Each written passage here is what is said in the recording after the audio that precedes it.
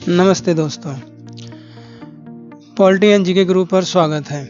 आज हम एक धमाकेदार वीडियो में भारतीय संविधान के संशोधन को रिविजिट करेंगे और स्पेशल फोकस रहेगा हमारा 42वें संशोधन अमेंडमेंट पर, जो कि 1976 में हुआ था, जिसे मिनी कॉन्स्टिट्यूशन यानी एक छोटे संविधान के रूप में भी जानते हैं। यूपीएससी, एसएससी और स्कूल स्टूडेंट्स के लिए ये पॉलिटी का कोर टॉपिक है। हम अमेंडमेंट यानी संविधान की प्रोसेस, उसके मेजर संशोधन और 42वें अमेंडमेंट के इम्पैक्ट के बारे में स्टेप बाय स्टेप समझेंगे। तो पेन पेपर रेडी रखें, क्योंकि अगले 12 मिनट आपके सफ़र को, तैयारियों को नेक्स्ट लेवल पर ले जाएंगे। तो साथ साथ में आप इस वीडियो में बने रहें। और वीडियो को आने में थोड़ा सा लेट हुआ, थोड़ा स्वास्थ्य सही नहीं था। तो संविधान के संशोधन के लिए शुरू करते हैं। संविधान संशोधन क्या है?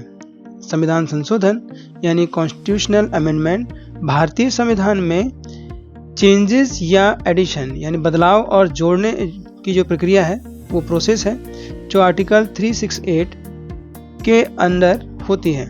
ये संविधान को डायनामिक रखता है ताकि समाज, इकोनॉमी और गवर्नेंस के नए चैलेंजेस से डील किया जा सके।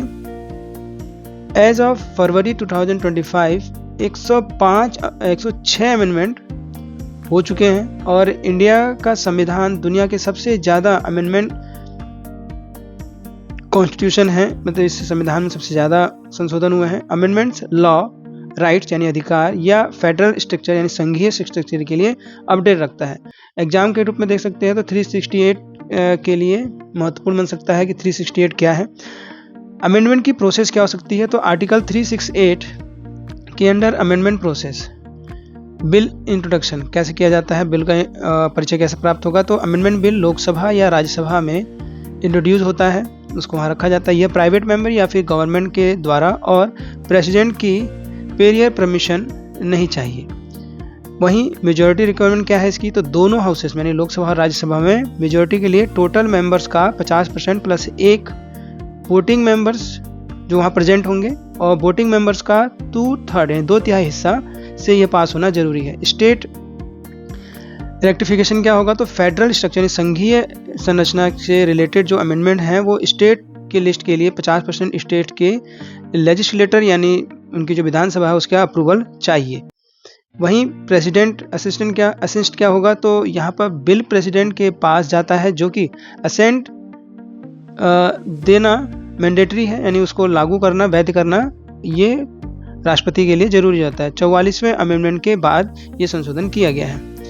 एग्जाम्पल के रूप में देखें तो 101 अमेंडमेंट यानी जो हमारा 101 अमेंडमेंट संशोधन जो हुआ है, वो जीएसटी 2016 के लिए स्टेट रेक्टिफिकेशन जरूरी थी, क्योंकि यह स्टेट पे लागू होता सभी राज्यों में भारत के। तो इस तरीके से एग्जाम टिक के रूप में हम इसे देखें तो सिंपल वर्सेस स्पेशल मेजॉरिटी का डिफरेंट शॉर्ट नोट्स में हम रख सकते हैं कि सिंपल मेजॉरिटी क्या होती है और स्पेशल मेजॉरिटी कहाँ लागू होती है। तो ये व्यवस्था हम यहाँ पर इस प्रक्रिया के अंतर्गत देख सकते हैं, जहाँ हमें आर्टिकल 368 की जो व्यवस्था है उसको समझने में आसानी होती है।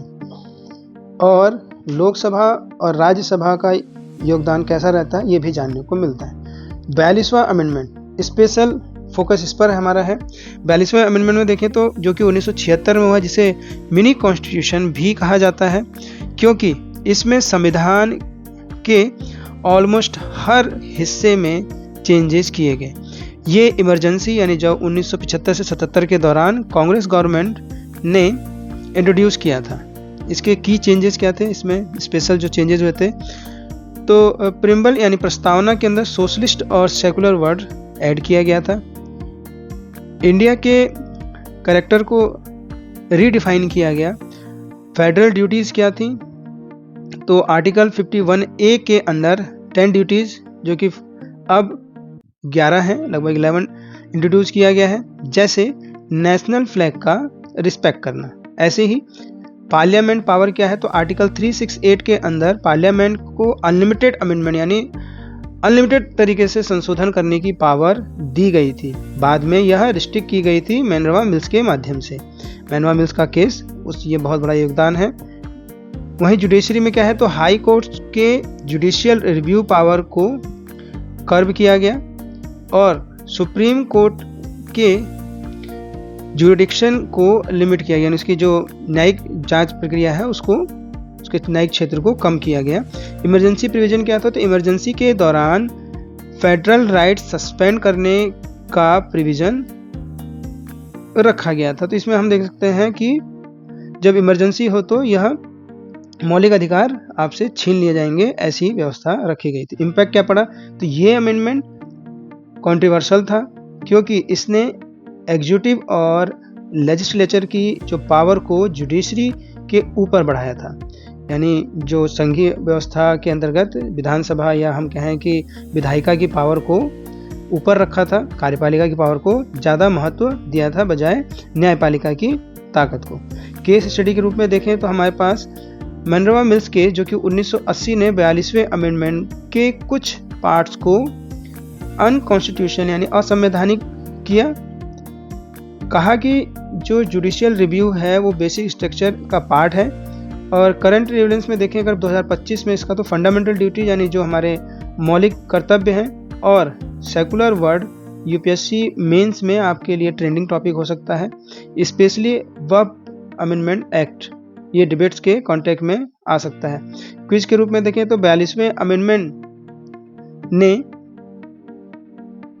प्रिम्बल में कौन सा वर्ड ऐड किया था। प्रिम्बल यहाँ प्रस्तावना से मतलब है कि प्रस्तावना में कौन सा वर्ड ऐड किया गया था, तो ये था सोशलिस्ट और सेकुलर। एग्जाम टिप के रूप में तो 42वें अमेंडमेंट के बारे में आप पूरे टॉपिक के नोट्स बना सकते हैं। इसके बाद है अदर मेजर अमेंडमेंट क्या क्या रहे, कुछ महत्वपूर्ण जो संशोधन रहे।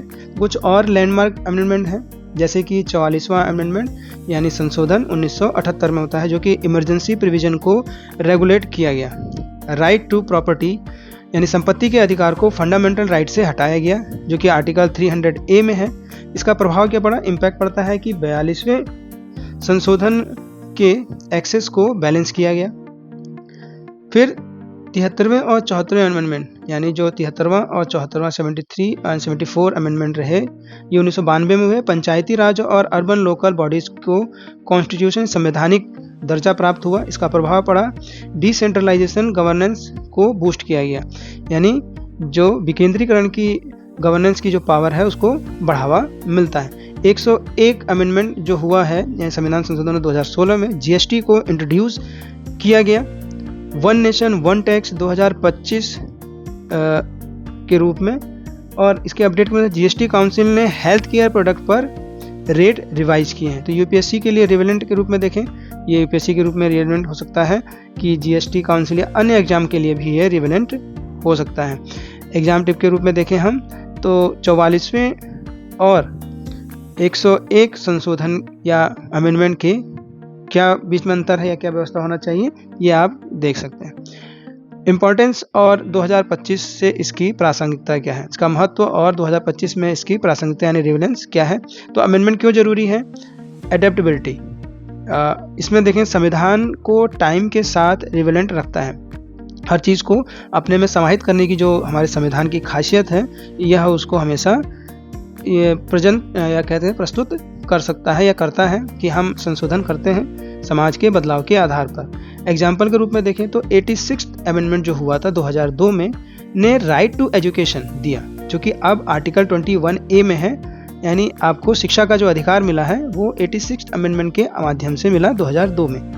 तो गवर्नेंस के रूप में देखें तो 73 और 74 जो संविधान संशोधन हुआ ये लोकल गवर्नेंस को यानी स्थानीय सरकार को एम्पावर करता है, उसको शक्ति प्रदान करता है, जिससे हमारे विकेंद्रीकरण की प्रक्रिया मजबूत होती है और जनता का सरकार में भागीदारी भी बढ़ती है। 2025 के कॉन्टेक्स्ट में देखें तो क्या है, वक्फ जो कि संशोधन एक्ट है उसके अंदर one nation one election bill के डिस्कशन ये भी अमेंडमेंट के इम्पोर्टेंस को हाईलाइट करते हैं। तो वक्फ बोर्ड का हो गया और वन नेशन वन इलेक्शन की बात हो गई।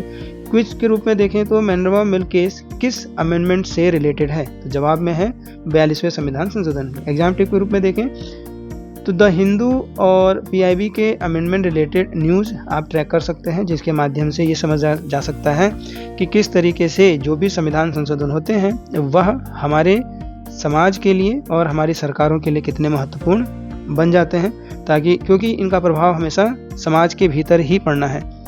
तो चाहे वो वक्फ बोर्ड का संशोधन हो या वन नेशन वन इलेक्शन के जो बिल की जो डिस्कशन की जा सकती है, इस कॉन्टेस्ट में हम करके देख सकते हैं, ताकि लोग इस व्यवस्था को सही से समझ सकें कि क्या जरूरी है और क्या नहीं।